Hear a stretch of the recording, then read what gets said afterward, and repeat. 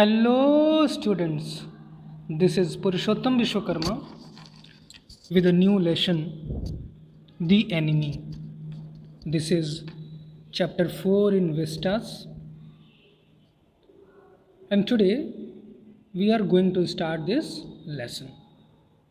Before we begin this lesson, I would like to tell you this is the story of a doctor who is in dilemma what to do, what not.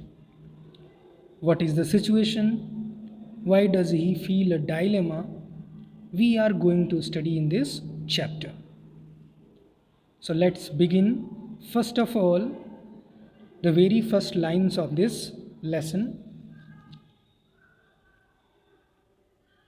It is the time of the World War. What is the story set in? The story is set in the time of World War. Which World War? World War II.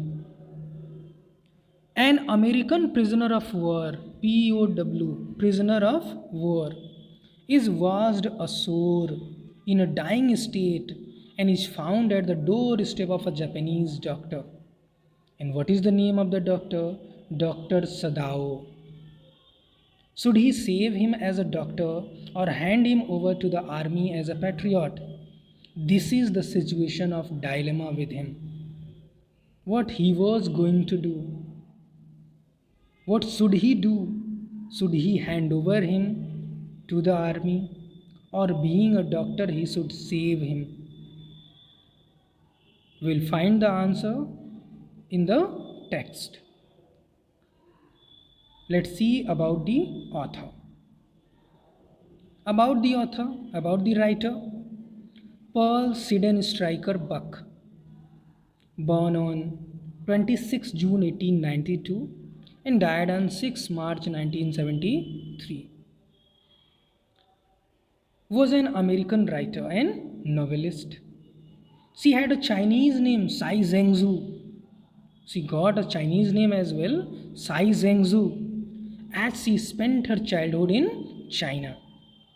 Being the daughter of missionaries, those who preach in the countries.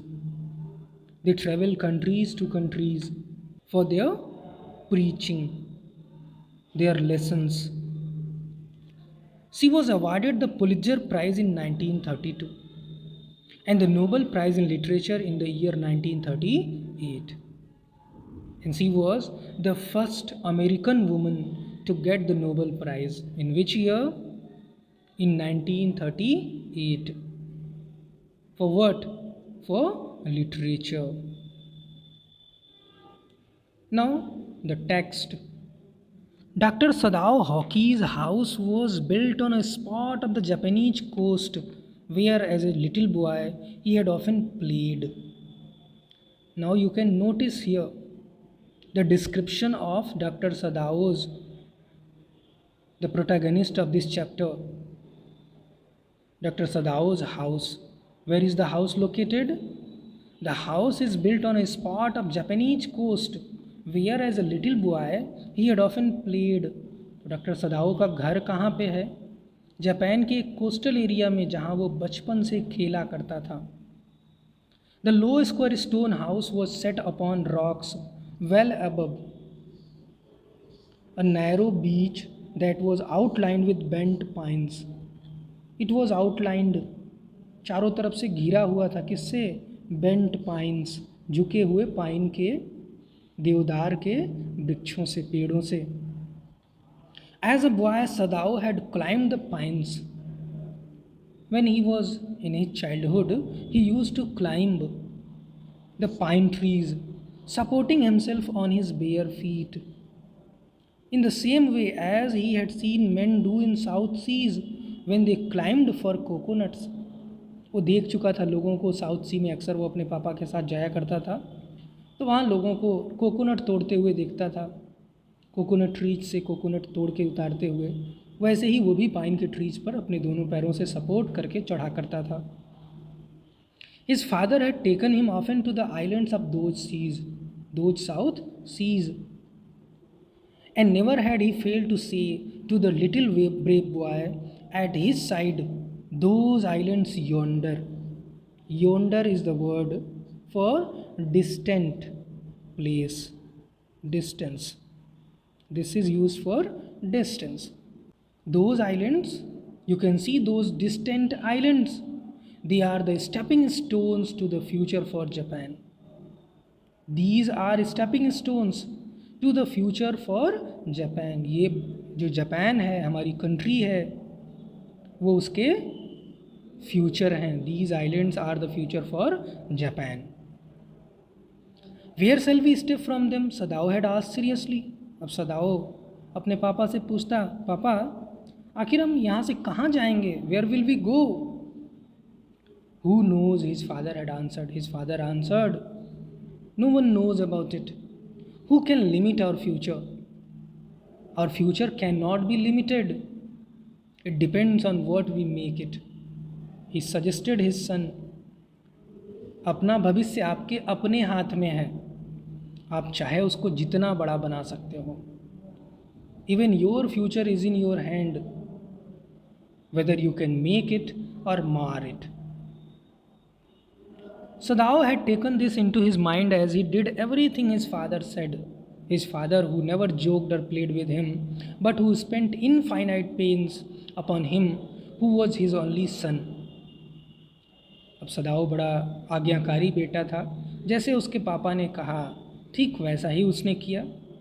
उसके पापा कभी उसको joke नहीं सुनाते थे, कभी उसके साथ खेलते नहीं थे. But he had seen his father feeling infinite pain for bringing him up because he was his only son. Sadao knew that his education was his father's chief concern. Sadao knew very well that his education was his father's main concern. For this reason, he had been sent at 22 to America to learn all that could be learned of surgery and medicine. So when he was only 22 years old, he was sent to America. From Japan, he went to America for learning surgery and medicine, for being a doctor. He had come back at 30. After 8 years, he returned in Japan. And before his father died, he had seen Sadao become famous not only as a surgeon, but as a scientist as well. When he returned from America, his father was very happy. And before his father's death, his father could see the name and fame of his son. Because he was perfecting a discovery which would render wounds entirely clean. Because he was on a discovery, he was working on a discovery. He was making an experiment which would render wounds entirely clean. एक ऐसा experiment वो कर रहा था कि जो घाव को पूरी तरह से साफ कर देता, मतलब घाव के निशान भी नहीं बचते, पूरी तरह से ठीक हो जाता. He had not been sent abroad with the troops, and because he was working on such a work, such a task, he was not sent abroad with the troops, with the army. Also, he knew there was some slight danger that the old general might need an operation for a condition for which he was now being treated medically. उसको ये भी पता था कि जो general हैं, आगे हम नाम पढ़ेंगे, जनरल तकीमा, उनकी तबीयत कुछ ठीक नहीं रहती है, वो ख़राब रहती है उनकी तबीयत, वो मेडिकली ट्रीट किए जा रहे हैं. And for this possibility Sadao was being kept in Japan. और सदाओ रहेगा तो उनकी अच्छी देखभाल हो जाएगी, क्योंकि वो डॉक्टर था, इसलिए उसको आर्मी के साथ बाहर विदेश में नहीं भेजा गया. Clouds were rising from the ocean now. The unexpected warmth of the past few days had at night drawn heavy fog from the cold waves. अब मौसम बदल रहा था. पिछले कुछ दिन की गर्मी ने धुंध पैदा कर दी थी, फॉग पैदा कर दिया था, कुहरा पैदा हो गया था. Sadao watched mist hide outlines of a little island. Sadao ने देखा कि जो छोटा सा आइलैंड है उसकी आउटलाइन, उसकी जो सीमा है, बॉर्डर है, वो दिख नहीं रही है, वो मिस्ट ने, धुंध ने उसको घेर लिया, वो दिखाई नहीं दे रहा था. Near the shore and then come creeping up, और धीरे धीरे वो मिस्ट घेरते चला आता है. The beach below the house, कहाँ तक? उसके घर तक. और क्या घेर लेता है? That mist. Wreathing around the pines, wreathing around, wreath means हार बनाना. So wreathing around the pines, उन पाइन के पेड़ों को घेरते हुए. In a few minutes fog would be wrapped about the house too, कुछ मिनटों में घर भी उस कुहरे के चपेट में आने वाला था. Then he would go into the room where Hana his wife would be waiting for him with the 2 children. तो अभी थोड़ी देर में क्या होने वाला है? पूरे घर को फॉग घेर लेगा. तब वो घर के अंदर जाएगा जहाँ उसकी वाइफ हाना उसका इंतज़ार कर रही होगी विद द 2 चिल्ड्रेन, अपने 2 बच्चों के साथ. So you can notice here Dr. Sadao and his wife Hana, this couple has 2 children. They have 2 children. उनके 2 बच्चे हैं. But at this moment the door opened and she looked out. लेकिन ठीक उसी क्षण दरवाज़ा खुलता है. वो बाहर देखती है. कौन? हाना. A dark blue woolen हावरी over her kimono.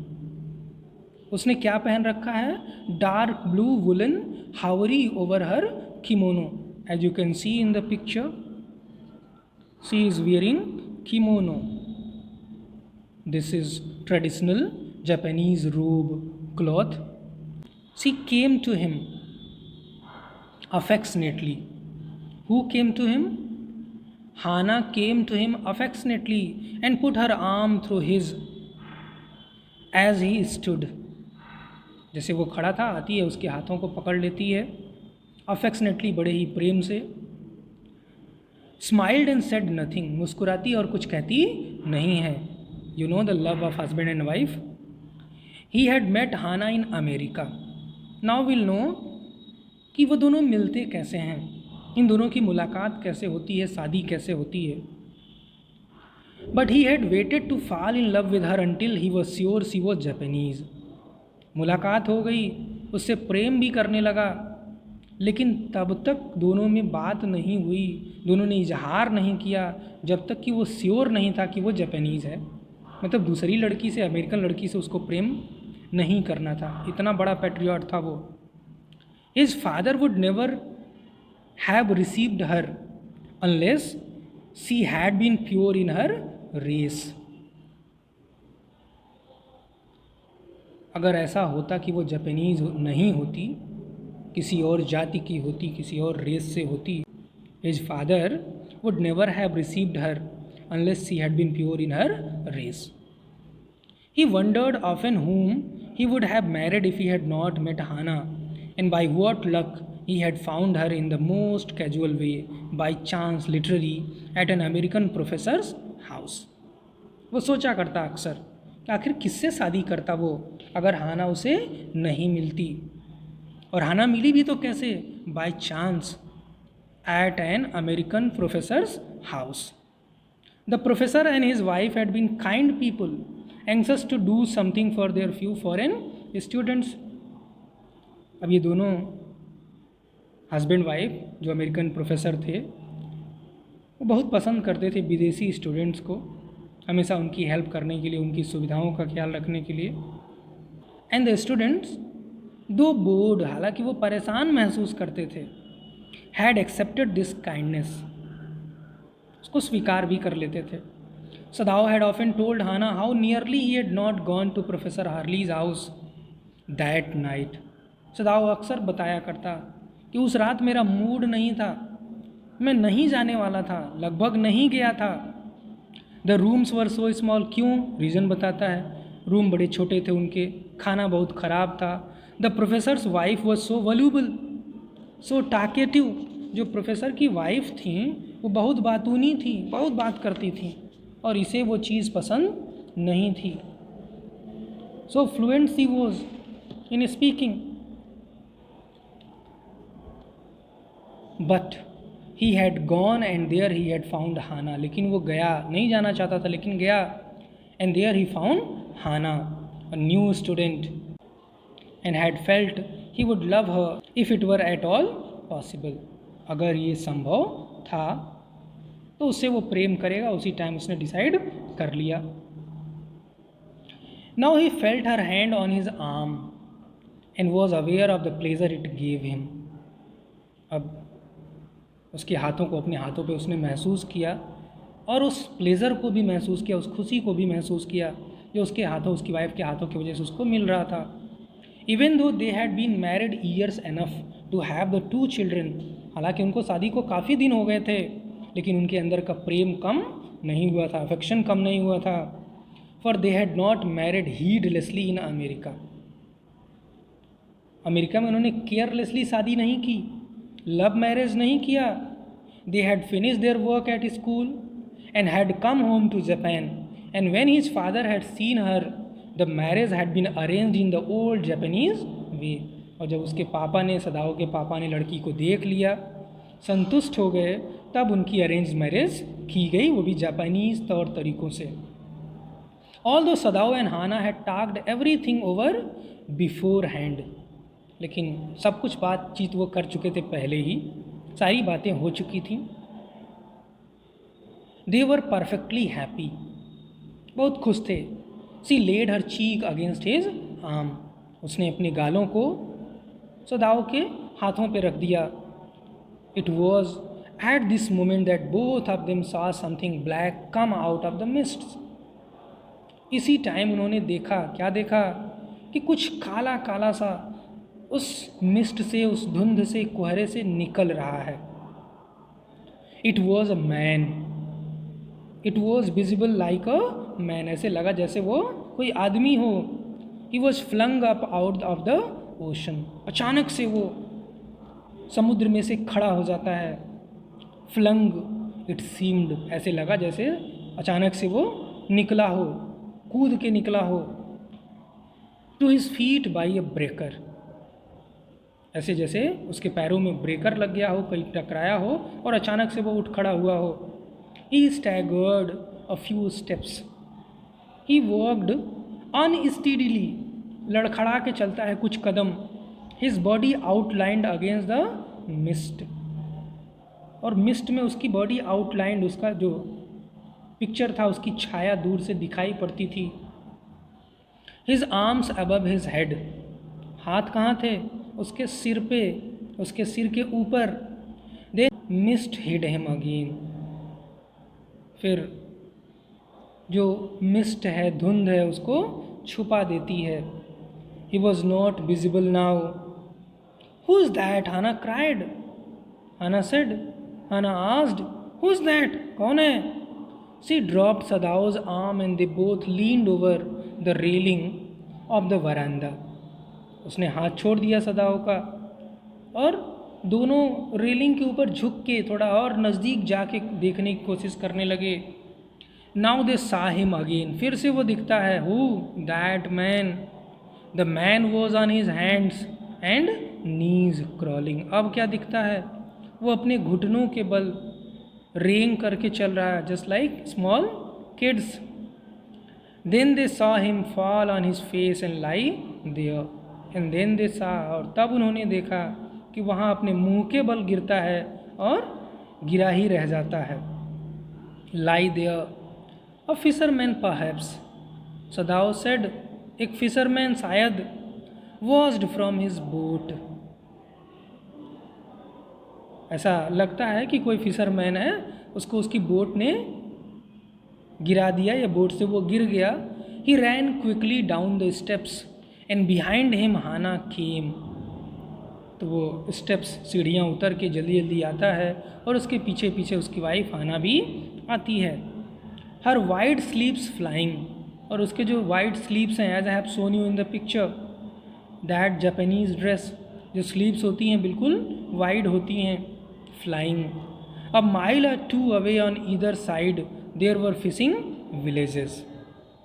क्यों, क्योंकि वहाँ पे अगल बगल 1 या 2 मील की दूरी पे फिशिंग विलेजेस थे, ऐसे मछुआरों का गांव था.